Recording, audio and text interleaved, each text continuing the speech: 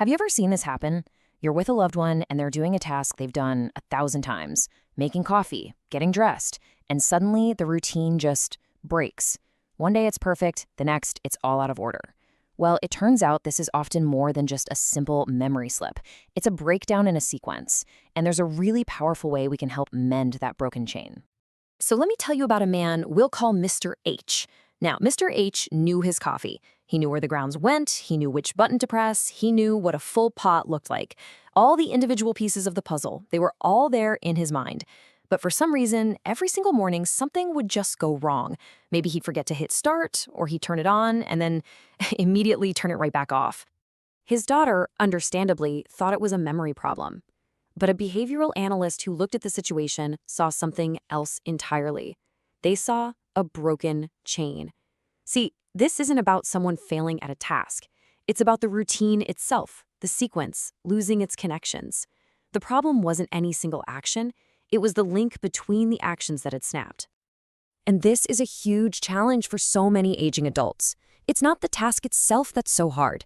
It's the mental energy, the cognitive load of remembering what comes next, and the next, and the next. When that sequence breaks down, the whole thing just grinds to a halt. And that's incredibly frustrating. So the key isn't to fix the individual steps, it's to fix the sequence. This is a really fundamental shift in how we think about this problem. We're not trying to force a memory that's already fragile to work harder. No way. Instead, what we're going to do is change the environment around the person. We're going to build a clear external roadmap that basically guides them to success, step by step. So how do we build that roadmap? Well, the solution comes from a field called applied behavior analysis, and it's a really structured, really compassionate method called behavior chaining. Let's dig into what that actually means. At its heart, behavior chaining is, well, it's pretty much exactly what it sounds like. We do something called a task analysis, which is just a fancy way of saying we break a big job, like making coffee, into its tiniest little parts. Then we teach how to link those small parts back together, one by one, until that smooth, successful routine is back. It's all about restoring that feeling of control. Okay, so we get it. We need to link the steps. But here's where it gets really interesting. The direction you teach those links in is absolutely critical. There are two main ways to do it, and picking the right one can make all the difference in the world. So you've got forward chaining. This is the logical way, right? You teach step one, then step two, and so on. But the reward, that finished cup of coffee, doesn't come until the very end. Then there's backward chaining, and this flips the whole thing on its head. You teach the last step first. Why? Because it provides an immediate reward, an instant win. And for seniors who might be feeling anxious or uncertain, this is the secret weapon. It instantly creates a feeling of success. Let's go back to Mr. H and see exactly how this worked for him. His caregivers noticed the confusion was happening right after he took his pills and before he started the coffee. So they decided to use backwards chaining to tie that final, rewarding cup of coffee directly to his routine. Here's what they did. The caregiver did almost everything, but they left the very last step for Mr. H. At first, his only job was step 4, pouring that hot aromatic coffee into his favorite mug. The reward, the smell, the warmth, the taste, it was immediate. Once he had that down, they moved back one step. He would do step 3, placing the pot on the warmer, and then pour it himself. They just kept working backwards, step by step, until he was doing the entire sequence with every single step reinforced by that initial success.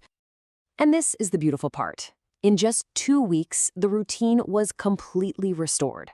The anxiety around coffee making, gone. That simple, structured sequence they built into his kitchen became the guide, which allowed his own memory to just relax. The chain was mended. So this is way more than just a cool theory. It's a really practical tool. So how can you, as a caregiver, start building these kinds of supportive chains for your own loved ones? Let's go over a few key things to keep in mind. Okay. First, you have to be super specific. Wash up is kind of vague, right? But wash hands is a clear, single action.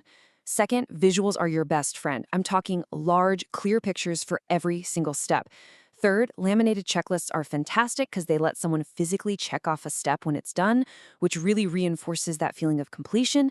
And finally, and this is a big one, just focus on one chain at a time. Master one routine before you even think about starting another one. This is a question we hear all the time, because hygiene routines can be one of the most challenging things to navigate. So, can a complex, really sensitive task like showering be handled with behavior chaining? The answer is a huge yes. In fact, it's a perfect candidate for backward chaining. You can break it all down into tiny steps. Gather a towel, set water temperature, step into shower. The very last step might be drying off and putting on warm, clean clothes. Think about it. That feeling of being warm and clean and comfortable is a really powerful, immediate reward that can anchor the entire routine.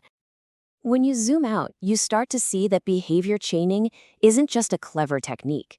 It's a whole new way of looking at the challenges that can come with aging. It's about shifting our focus from what's been lost to what can be built. And you know what? The research totally backs this up.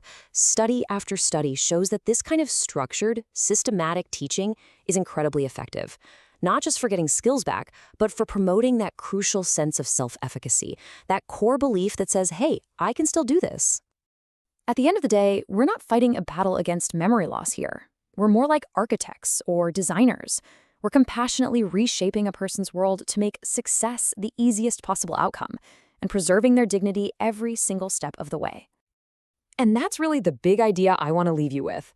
True independence doesn't come from having a perfect memory. It comes from living in a world that has been thoughtfully and lovingly shaped to support you, allowing you to succeed one smooth routine at a time.